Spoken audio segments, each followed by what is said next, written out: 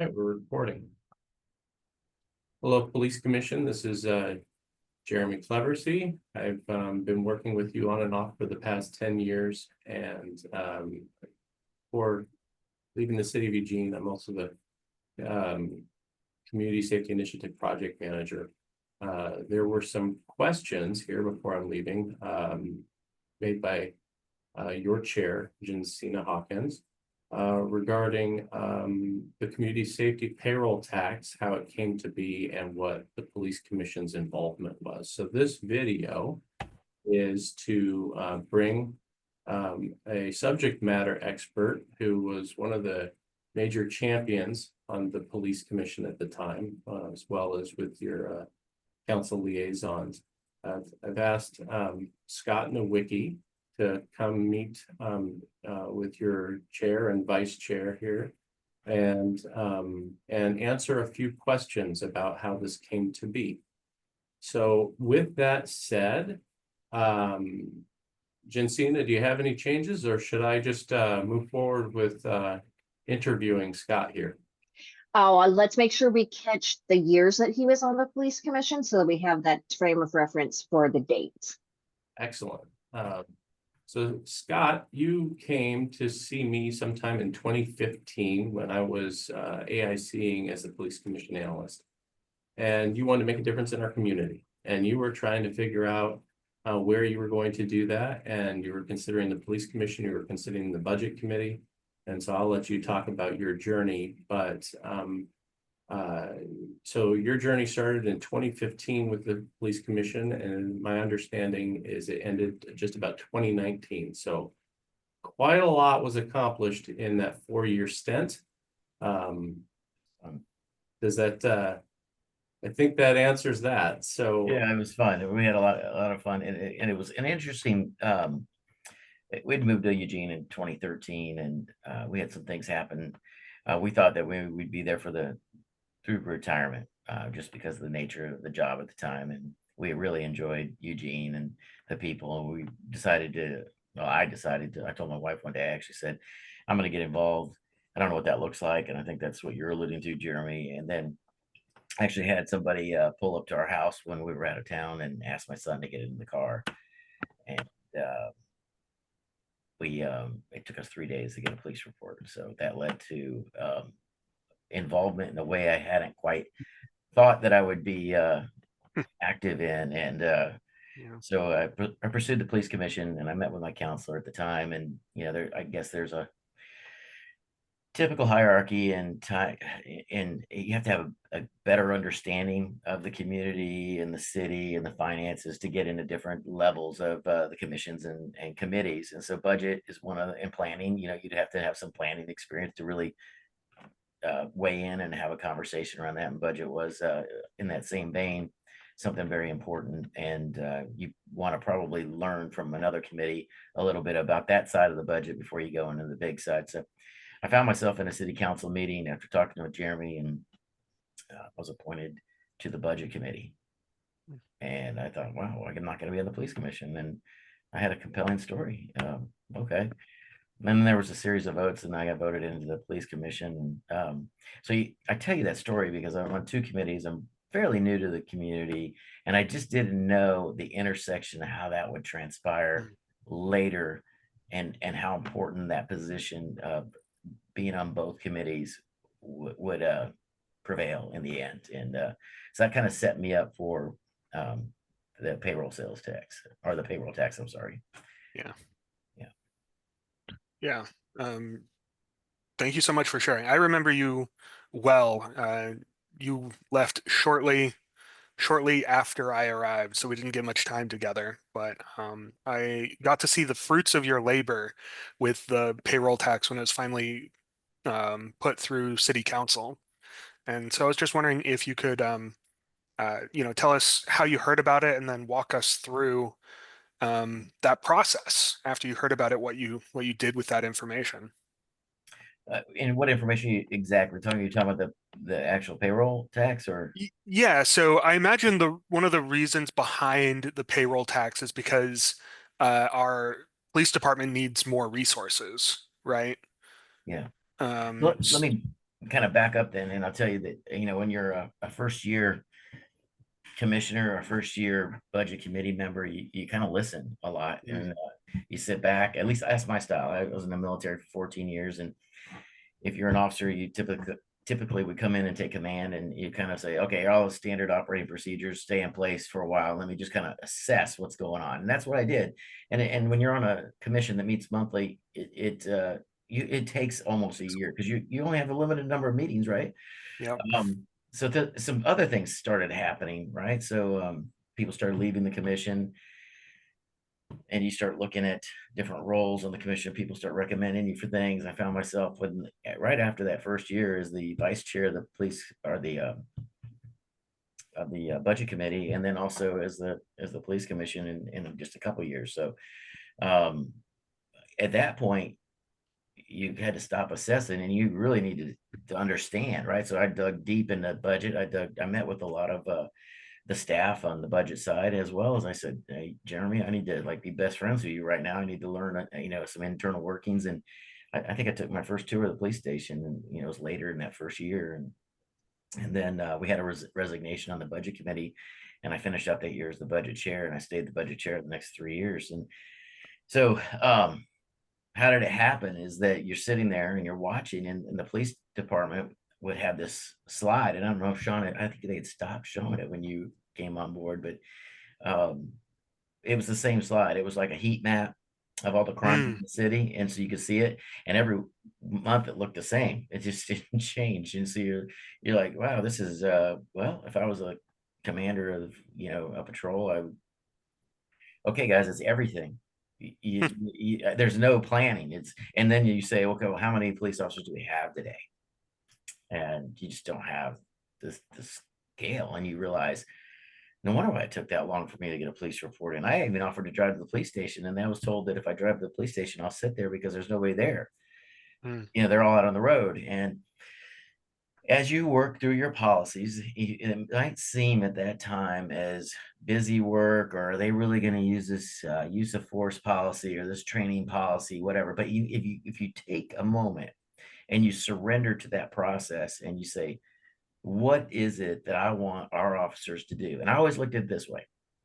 When I pull into town, my wife laughs at me all the time. She says, Scott, you do it every time. I look at the fire trucks and the police cars as they go by, because I think it's an indicator how valuable they are to the community and what kind of investment they're making, right? So I've always been that way. So I start looking at things, and as I'm looking at this map and how we're doing things, I started asking questions, and then how the policy comes in. And so I say, I can't do anything about the heat map. We're 90 officers short, I believe is what they told us at the time.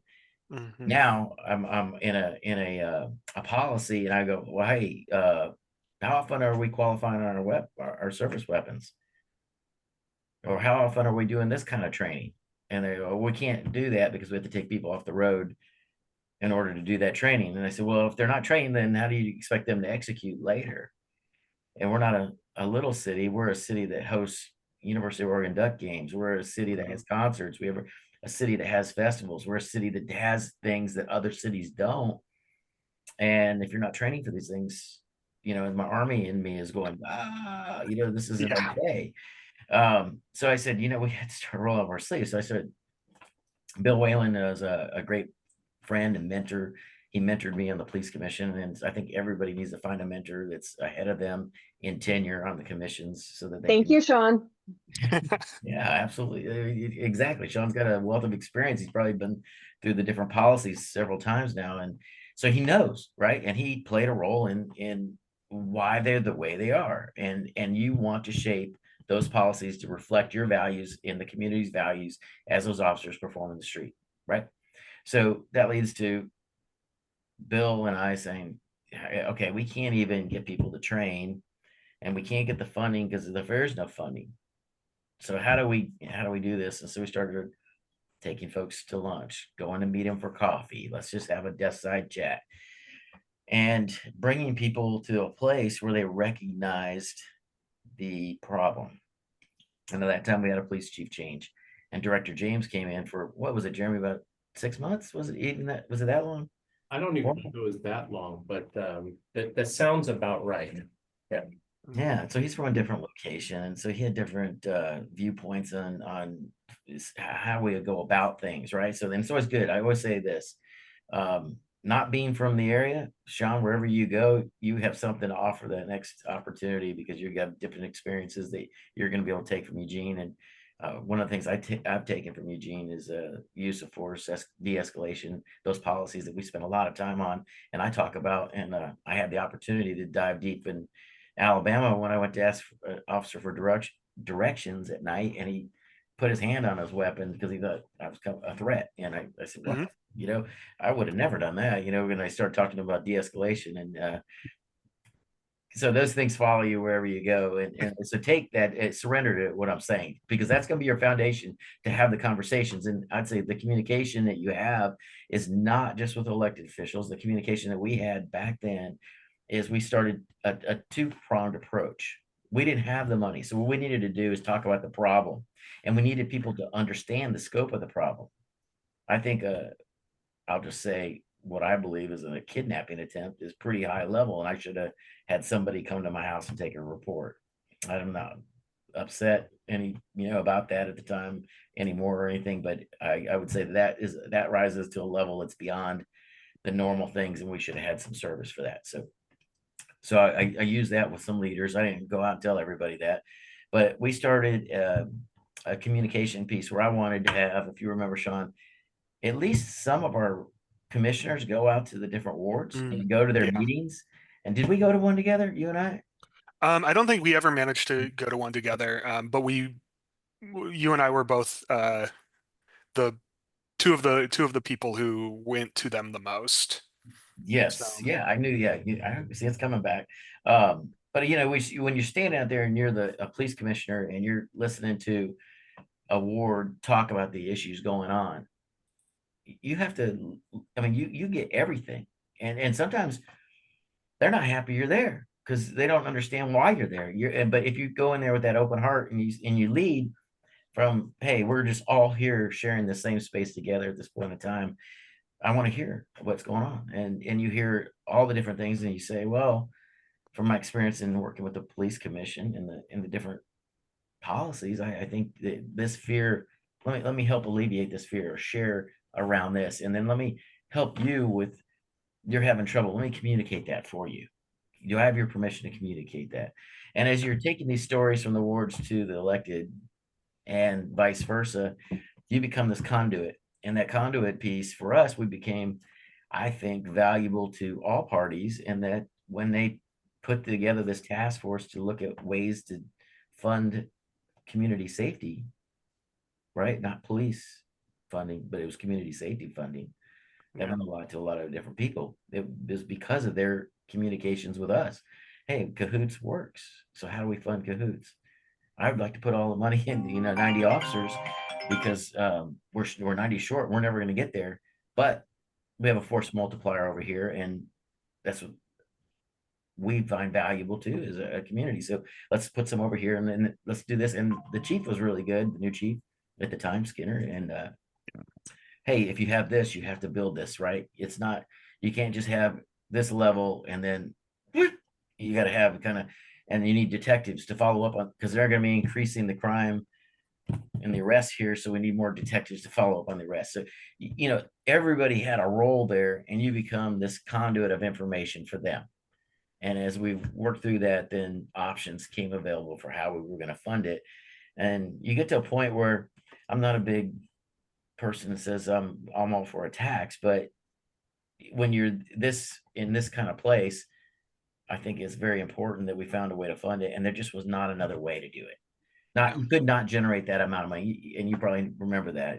There's one way, and that was the way that we found at the time. It could be changed, right? But you can look at all the avenues, and if you look at all the avenues and you communicate it, and you say, come back and say, this is just the only way to do it again, I think people believe you as long as you do the work. So, and that's kind of what started happening with us is when we started moving out of the task force into the budget committee, I became that conduit to the police commission. But the work was being done now at the budget committee. But I had that footing along with Bill at the police commission to have that foundational piece. And then we had our other players that were on the task force that were able to influence from their perspective. So that's kind of how it was a lot of work. It was a lot of communications. It was nothing. It's not a great sales pitch. There was never a sales pitch. It was just constant communication. Yeah.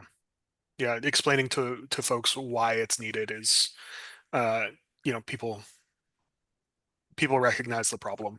Like, I think we're all familiar with the wait times if we call the police, how long it takes somebody to show up if somebody shows up. And um, a lot of the good that the payroll tax was designed to do kept us afloat through the pandemic.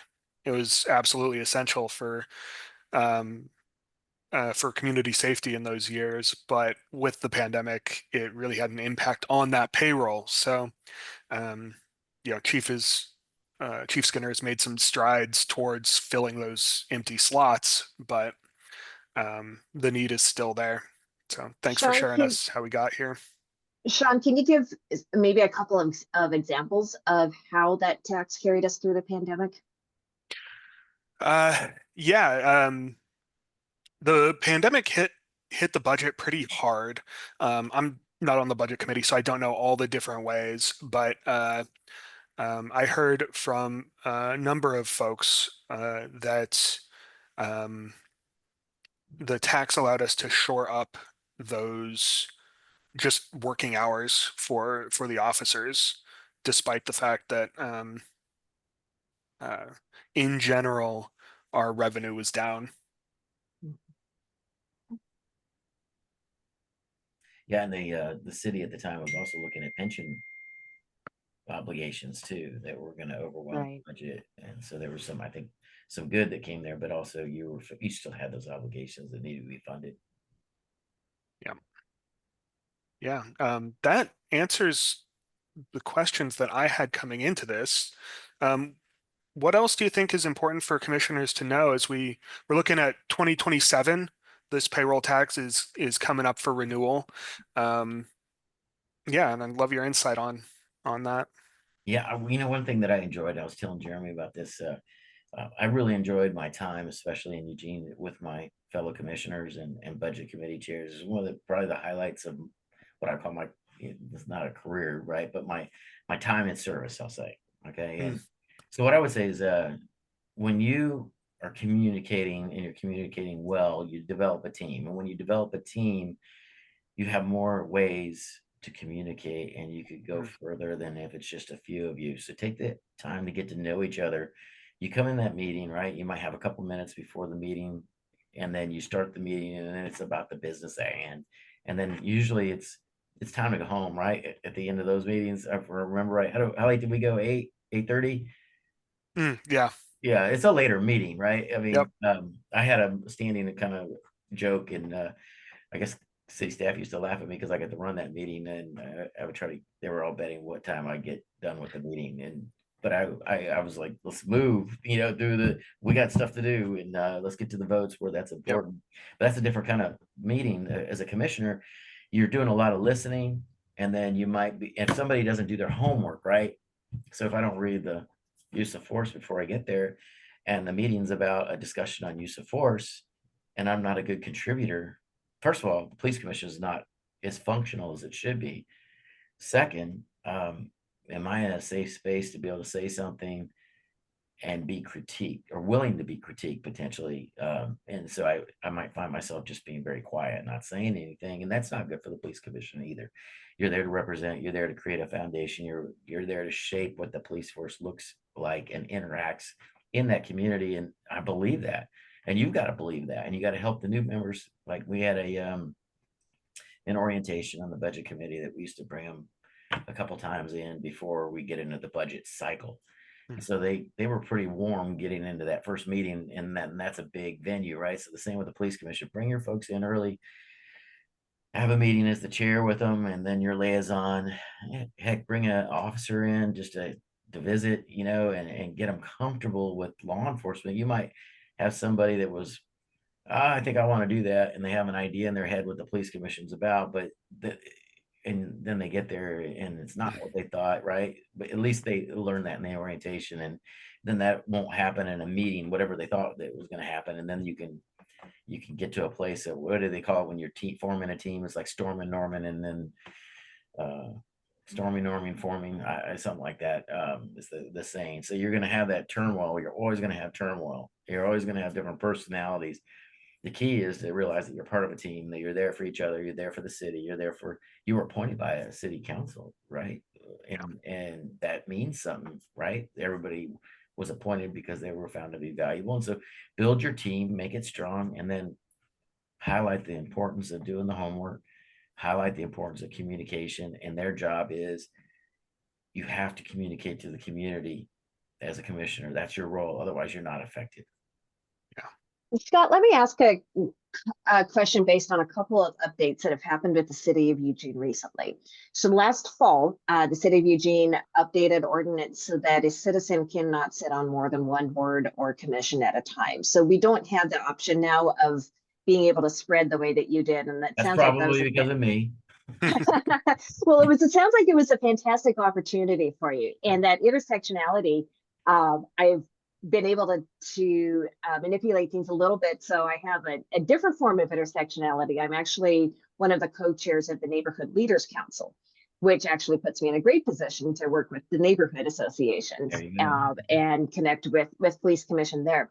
The other thing that's going on right now in the city of Eugene is that city council approved a fire fee. That it's referred to as a fire fee, that it's essentially taking some money to put direct to the fires department, so that some of the money that's currently allocated to the fire department comes back to the general fund.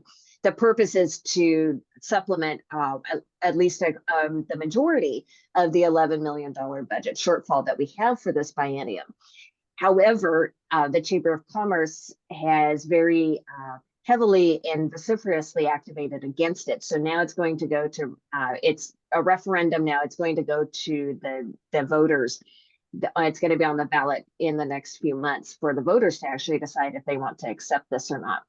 So with those two things in mind, what would you recommend going in with when we go in 2027 as city council now with this community safety payroll tax that was not voted on by the citizens of Eugene? And now that this thing with the fire fee is, I mean, honestly, I think it's kind of traumatizing for some of the city councilors. They've taken quite a lot of heat in the past few weeks for making this decision for the good of the community without consulting the community.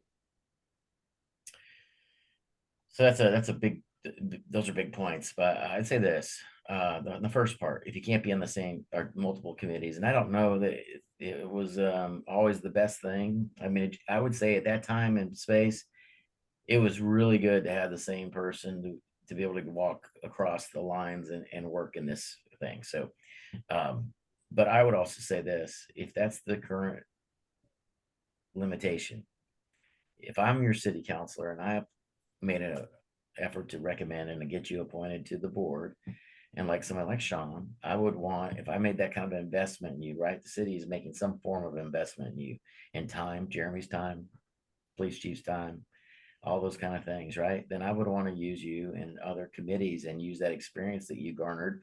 So I would want to have some sort of deck and kind of shuffle you through different areas, as long as you were doing your part, right? And that helps to, it helps you, right, is to be a better citizen of the city of Eugene, because wow, I didn't know anything about wastewater. Now I know, but whatever it is, right? But you get to learn about things, and you get to share your perspectives, and you have a unique perspective on those things, and you have this deep perspective on another area because you served on the police commission. All right. Second, there's a thing I used to talk about, the credibility bank, especially with police forces, right? So if I could put 15 credits in the credibility bank, if I pull one out, it might take 100 good deeds in the credibility bank to overcome that one thing. Government's supposed to work for everyone, and you need to communicate even more then, because what is it that they're saying is wrong, right? And I'm not talking about this issue in particular, right? Let's just bring it out of that. In fact, I don't even want to talk about that because it's something but if you're talking about a problem, it usually boils down to communication and finding out what the other person's talking points are. You know, what is it that they're saying, or why are they stacked behind those? And then meeting with them, try to disarm the conversation, say, hey, you know, I learned something about this, and then start approaching it from a place where you can find that commonality. Well, yes, a chamber of commerce, for instance, right? Okay, so I have a business. I don't want my business to burn down, or if I have somebody slip and fall, I want a quick response, right? Don't you want to do that? Yeah.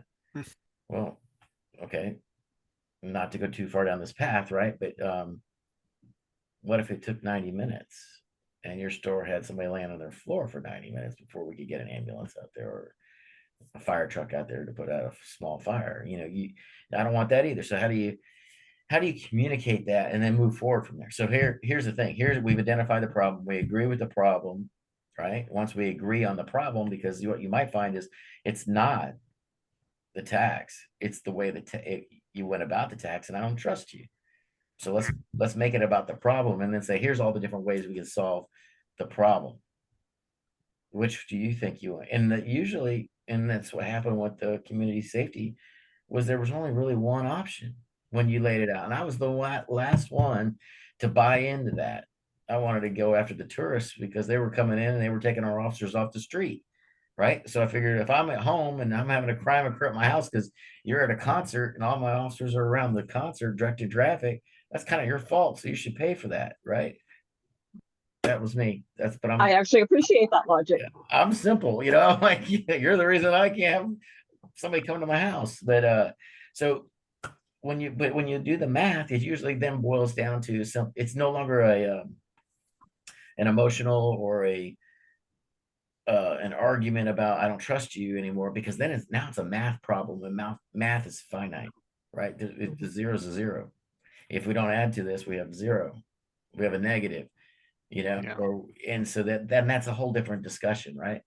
And that's where you find the buy-in. And I think business owners understand that so much, and they make up a large portion of the chamber. And I think if you approach with more communication, sitting down, and but it has to be genuine, and all players who are advocating have to be genuine along the process, because the minute one of your players doesn't appear genuine or isn't genuine, you've lost the credibility. You're going to lose that argument, I think.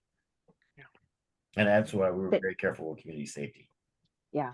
Thank you for that. As a business owner myself, I certainly see definitely both sides of the impact there.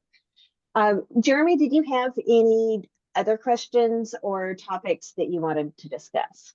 Well, I do want to be courteous of everybody's time, and I want to be thinking about our commissioners, because you're going to be asking them to watch this bit of a history lesson prior to them going in to create their next work plan. The thing that I would remind us is that the way that the police commission can absolutely, we know that they can help right now, is they can review the policies and procedures around the programs that were made possible through the community safety payroll tax funding. And so that is one way that they can absolutely support as you're going into this next biennial retreat planning. And beyond that, Scott, I just thank you so much for sharing, frankly, your leadership and giving us some ideas about how we might approach things here as we move forward, and how the police commission can absolutely be utilized to communicate with members of the public, which is, you know, part of their bylaws about the policies and the resources needed in order to carry out those policies. It's all right there in the bylaws. So thank you for giving us this historical context of how it's been very effective in the past. And yeah, I just appreciate you all for your time. Thank you so much, Scott. Thank you. Appreciate it. Enjoy your time. You know, this I hope you walk away from it at the end of the day with the same experience I did. And Sean, it's really great seeing you again. It's good and seeing you too. I'm glad you're doing well. And Jeremy, it's Thanks. same with you. And Christina, I hope the best and wish you the best team ever moving forward. It sounds like you got some heavy lifting, and I know you'll rise to the challenge of doing that and bring Thank you. people along with you. So Sounds good. Wish you the best, and see you again soon. Well, yes, sir. or not see you again soon, Yeah. but Maybe you never know. yeah, have a good one. Yeah, you too. All right. Take Have a care. wonderful afternoon. Thank you. Thank you all.